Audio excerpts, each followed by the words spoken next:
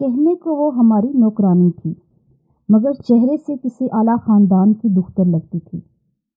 پروقار سی، ذرا اچھے کپڑے پہن لیتی تو ہم بہن بھائیوں میں سے لگنے لگتی۔ یہ تمیز کرنا مشکل ہو جاتا کہ وہ خان بہادر صاحب کی خادمہ ہے یا حویلی کے بچوں میں سے کوئی۔ جب سے میں نے ہوش سنبھالا وہ مجھے اپنے ہی آنگن میں ہنستی کھیلتی نظر آئی۔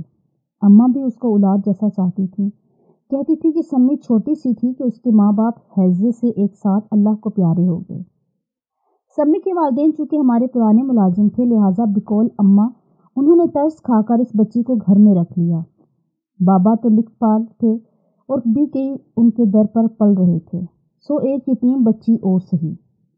یہ کوئی چونکا دینے والی بات نہ تھی۔ سمی کے علاوہ اور بھی کئی ملازمین ہماری حویلی میں رہتی تھیں۔ کسی کے ذمہ جھاڑو تو کسی کے کام کپڑے دھونا اور کسی کا کام استری کرنا، کوئی گندم صاف کرنے والے اور کوئی دھان پھٹنے والے تھے، تو کوئی اماں اور دادی کے پیر دبانے کو۔ ذمہ دار تو اپنے علاقے کا بادشاہ ہوتا ہے اور مزارع اس کی رعایا۔ بچپن دوڑتا بھاگتا نظروں سے اوجھل ہو گیا۔ میں اور سپی چھپن چھپائی کھیلتے کھیلتے بڑے ہو گئے۔ میری بہن ارجمن بانو، سمی اور بھائی شکیب بہادر۔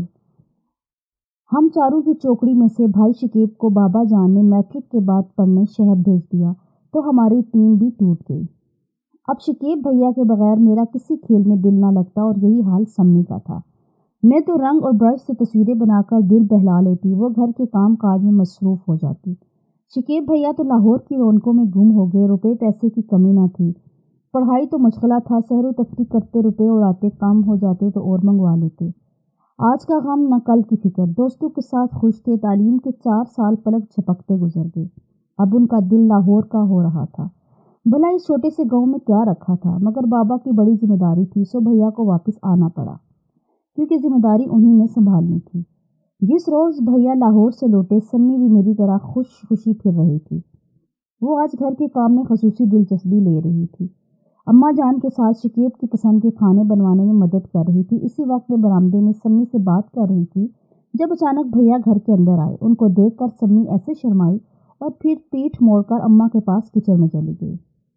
آج بھی مجھ کو وہ اس کا دھیرے دھیرے چلنا اور کاجل سے پاکیزہ دھلی دھلی آنکھوں سے پلکیں جھپکنا یاد ہے۔ اس کی بھیا کو دیکھنے کی فرشتوں جیسی معصوم چھپ نے میرے دل میں کھب کر رہ گئی۔ بھیا نے آتے ہی میرے سر پر پیار کیا اور اماں کا پوچھا۔ میں نے باورچی خانے کی طرف اشارہ کیا، وہ سیدھا ادھر گئے اور اماں کو گلے لگ گئے۔ اچانک ان کی نگاہ اٹھی، سمی قریب کھڑی تھی، تبھی بھیا نے اس کی خیریت پوچھی۔ وہ شرما گئی۔ بچپن میں ساتھ کھیلنے والی آج شرمائی تو اس کو اجنبی سی لگی۔ اس کے ساتھ ہی ایک نیا روپ اس کے چہرے پر تھا۔ شکیب کو تو وہ ایک غیر اہم شے کی مانند یاد ہی نہ رہی تھی، لیکن سمی کے چہرے کی دمک بتا رہی تھی کہ اس کو شکیب کا بہت انتظار تھا۔ شہر میں شکیب نے کتنے ہی حسین چہرے دیکھے تھے، لیکن کسی چہرے نے بھی میرے بھائی کے دل کو نہیں لبھایا۔ لیکن آج ان کو احساس ہوا کہ گاؤں میں رہنے والی لڑکیاں سادگی کے باوجود حسن کی تصویر ہوتی ہیں۔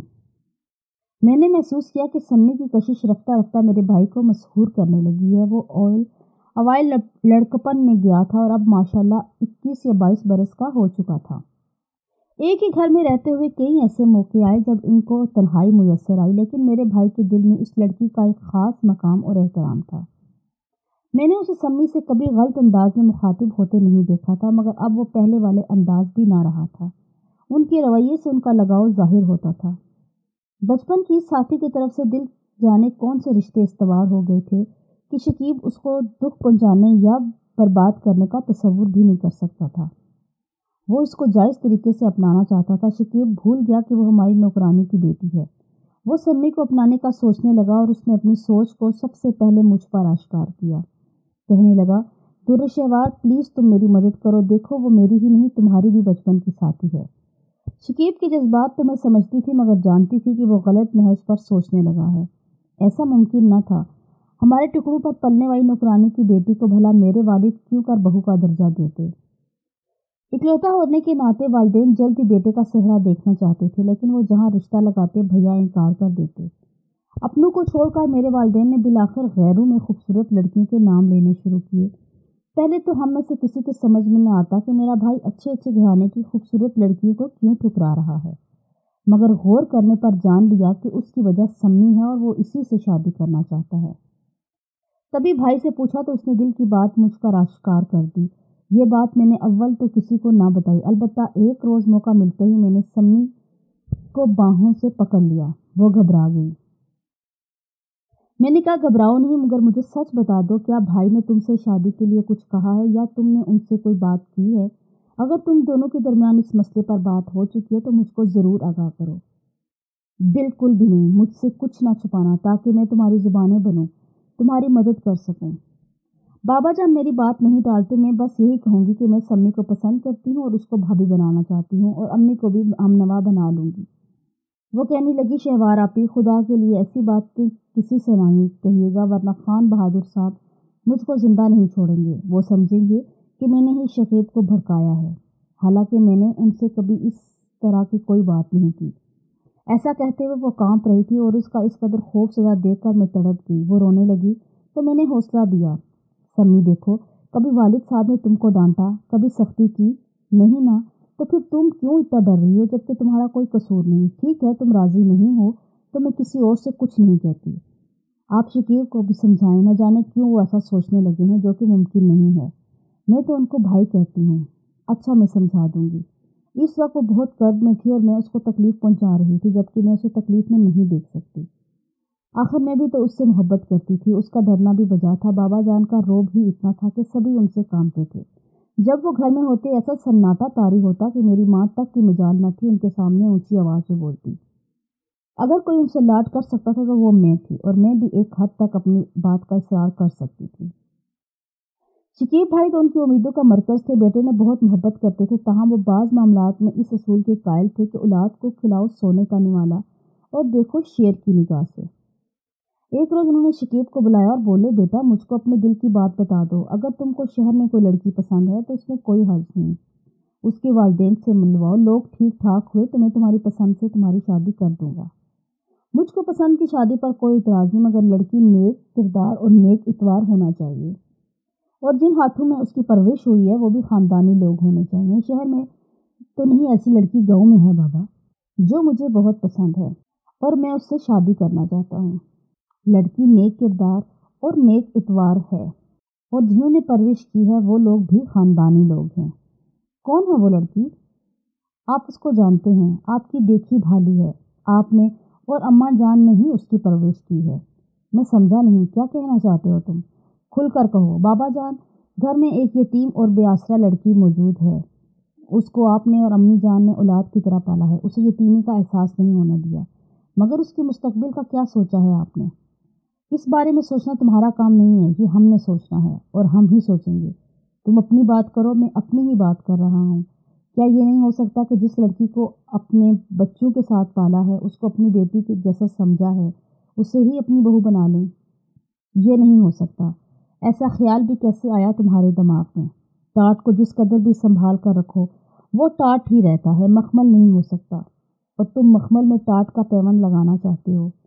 لیکن بابا جان، بس اس سے آگے میں نہیں سن سکتا۔ کیا تم یہ چاہتے ہو کہ سارا گاؤں مجھ پر ہنسے کہ جس لڑکی کو پناہ دی، لاوارث جان کر پرورش کی، اس کے ساتھ خان بہادر کے بیٹے نے مراسم بنا لیے تو ان کی ملازمہ کے بیٹی کو بہو بنانا پڑا؟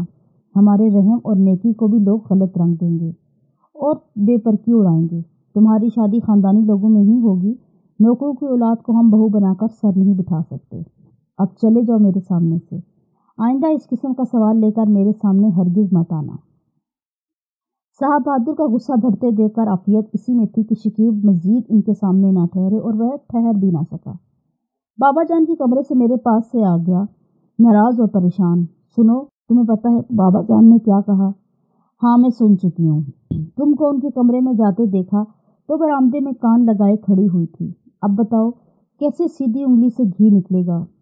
دھیرج رکھو شکیب بھیا، تم مجھ سے 2 سال بڑے ضرور ہو مگر عقل میں میرے برابر ہی ہو۔ جلد بازی مت کرو اور صبر سے کام لو، ورنہ بات بنتے بنتے بگڑ جائے گی۔ بات تو بگڑ چکی ہے، کیونکہ بابا جان نے کہہ دیا ہے اور وہ جو کہہ دیتے ہیں پھر اس سے واپس ہٹتے نہیں۔ تم نے کوئی اوٹ پٹانگ قدم اٹھایا تو جان لو کہ تمہارا تو کچھ نہیں بگڑے گا۔ سمی بیچاری بے موت ماری جائے گی، جس کا ہمارے سوا اور کوئی ہے بھی نہیں اس دنیا میں۔ میں نے شکیب کو سمجھایا چپ رہنے سے بھی تو مسئلہ حل نہیں ہوگا، وہ چپکے سے اس کی کسی اور سے شادی کر دیں گے۔ چپکے سے کیوں؟ بانگ دہل کریں تو پھر ان کو روکنے والا کون ہے؟ ان کو ہمارا ڈر تو نہیں، لیکن درے شوار تم دیکھ لینا میں بھی چپکا نہیں بیٹھ سکتا، میں سمی سے شادی کر کے رہوں گا، یا پھر ان کو بتا دینا کہ ہمیشہ کے لیے گھر چھوڑ کر چلا جاؤں گا اور یہ ڈھونڈتے رہ جائیں گے۔ میں اسے وارث کو کیسے باتیں کر رہے ہو شکیب؟ مجھے ڈر ہے تمہاری یہ جذباتی طبیعت ہم سب کی زندگی میں کوئی بونچال نہ لے آئے۔ بہرحال میں نے بابا سے بات کروں گی اور ان کو مناؤں گی۔ اپنے بھائی کو تسلی تو دے دی مگر میری ہمت جواب دے رہی تھی۔ اس واقعے کے 10 روز بعد جب بابا شہر سے لوٹے مجھے لگا وہ اچھے موڈ میں ہیں۔ یہ وہ وقت تھا جب بہت عقل سے میں نے کام کی ضرورت تھی۔ بھائی سے وعدہ کر چکی تھی، سو بابا جان کے پاس جا بیٹھی، بات کرنے کو الفاظ ڈھونڈنے لگی۔ گلا سوکھ رہا تھا، تھوک بھی نہ نگلا جاتا۔ سوچا آج اچھے موڈ میں ہیں، نہ جانے پھر میری بات سنیں یا نہ سنیں۔ میں نے بات شروع کی کہ بابا جان مجھے آپ کی محبت اور فیاضی سے یہی امید ہے کہ آپ میری بات کو رد نہیں کریں گے۔ میں جانتی ہوں آپ میری کسی بات کو ٹھکراتے بھی نہیں ہیں۔ یہ کہہ کر میں چپ ہو گئی۔ ہاں ہاں میری بیٹی، کیا کہنا ہے کہو۔ وہ شفقت سے بولے، بابا جان دراصل میں سمی کے بارے میں کچھ کہنا چاہتی ہوں۔ پتہ ہے آپ مالک ہیں اور وہ غریب کی بیٹی ہے، مگر ہے تو اسی خدا کی بنائی ہوئی مخلوق جس نے ہم کو دولت مند بنایا۔ ان کے ماتھے پر ایک دم سے تیوری کے بل پڑ گئے اور کہنے لگے، بات مختصر کرو اور مطلب کی کہو، کیا کہنا چاہ رہی ہو؟ حالانکہ جانتے تھے کہ کیا کہنا چاہ رہی تھی پھر بھی موقع دے رہے تھے مجھے بولنے کا۔ بابا جان وہ میری بچپن کی سہیلی ہے، مجھے اس سے محبت ہے، اس کی دوری کا سوچ کر پریشان ہو جاتی ہوں، اس لیے چاہتی ہوں کہ وہ میری بھابھی بنے اور ہمیشہ ہمارے ساتھ رہے۔ یہ سب تم کو کس نے سکھا کر بھیجا؟ نہیں بابا جان، مجھے اللہ کی قسم مجھے کسی نے کچھ نہیں کہا، نہ شکیب بھائی نے کہا، یہ میں اپنی طرف سے کہہ رہی ہوں، یہ میری خواہش ہے۔ تو پھر سن لو درے شہوار بیٹی، وہ لڑکی ہمارے خاندان سے نہیں ہے اور تمہاری خواہش پوری نہیں ہو سکتی۔ آج کے بعد ایسی کوئی فرمائش مت کرنا جس کے میرے پاس کوئی جواب نہ ہو۔ مجھے لگا کسی نے مجھے بلند عمارت سے دھکا دے دیا ہو۔ زندگی میں پہلی بار اپنے باپ کا اتنا سرد اور کرخت رویہ اور لہجہ دیکھا تھا۔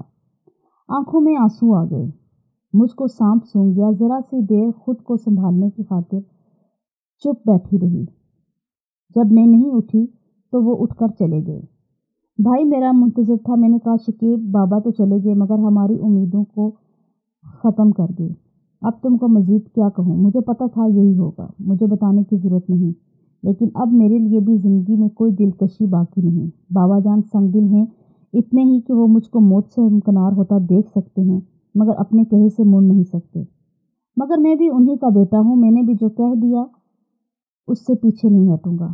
ماں سمجھا کر تھک گئی مگر شکیب کیوں کر مانتا کہ اس کا دل ہی نہیں مانتا تھا۔ ادھر بابا نے کسی اور سے سمی کی شادی کی تیاریاں شروع کر دی۔ ساتھ والے گاؤں کے ذمہ دار کا کوئی رشتہ دار تھا جو اوسط درجے کے کھاتے پیتے لوگ تھے۔ والد نے سوچا اس شخص کے بعد کوئی کاروبار کرا دیں گے۔ ادھر میرا ہٹ درم بھائی اپنے دل کے ہاتھوں مجبور تھا۔ جو ہی اس کو پتا چلا کہ بابا جان سمی کی برابر والے گاؤں میں بیاہنے کی تیاریاں کر رہے ہیں، اس نے گھر میں ایک طوفان کھڑا کر دیا۔